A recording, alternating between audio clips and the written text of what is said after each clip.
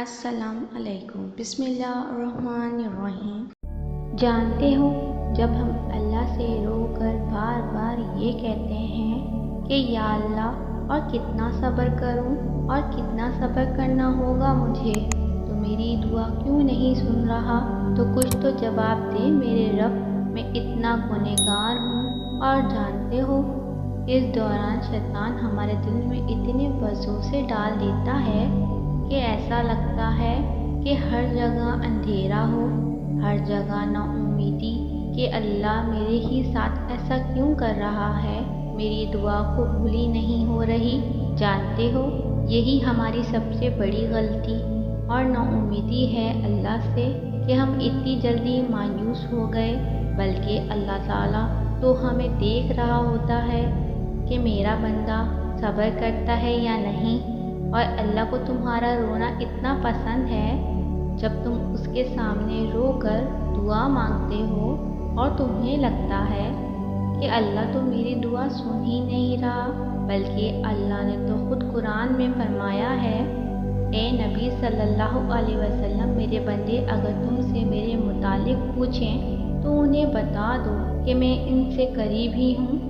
پکارنے والا جب مجھے پکارتا ہے تو میں اس کی دعا قبول کرتا ہوں، لہٰذا انہیں چاہیے کہ میرا حکم مانیں اور مجھ پر ایمان لائیں تاکہ وہ ہدایت پائیں۔ جانتے ہو، قرآن پاک میں اللہ تعالیٰ نے صبر کا ورڈ اتنی بار واضح کیا ہے، تو کوئی تو بات ہے نا۔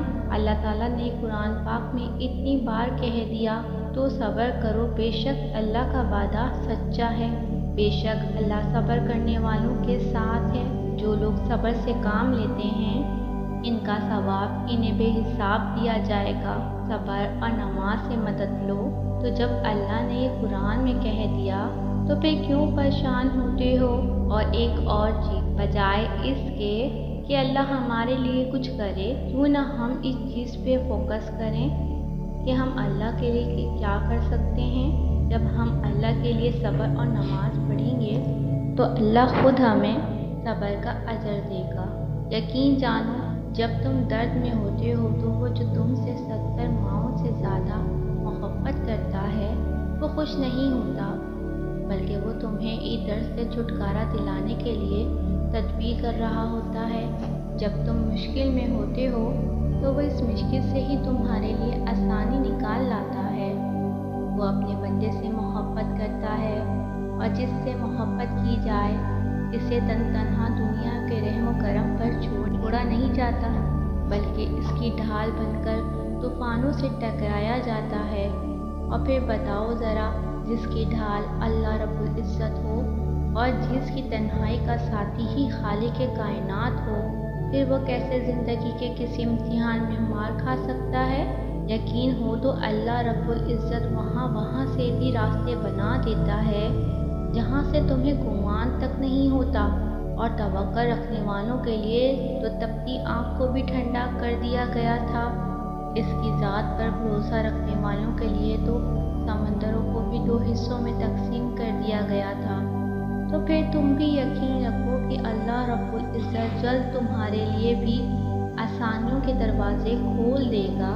اس کے ہر کام کا ایک وقت مقرر کر رکھا ہے، اور اس وقت کے آنے میں کوئی حکمت چھپی ہے۔ اور یاد رکھو، وہ تم سے فرماتا ہے کہ اور اللہ تعالیٰ ہی پر توکل کرو اگر تم مومن ہو۔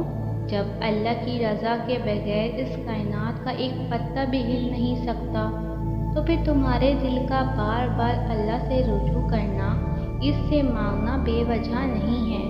جو ہاتھوں میں اتنی جان ڈال دیتا ہے کہ وہ دعا کے لیے اٹھ سکیں، تو پھر ان اٹھنے والے ہاتھوں کی لاج بھی رکھتا ہے۔ جہاں اتنا مانگا وہاں ایک بار پھر مانگ لو۔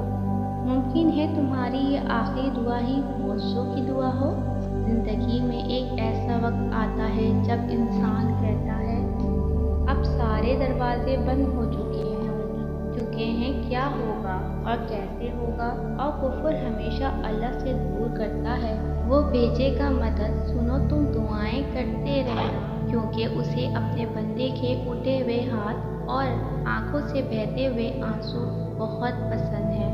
بے شک اللہ تمہیں بہت جلد اتنا نوازے گا کہ تم حیران رہ جاؤ گے۔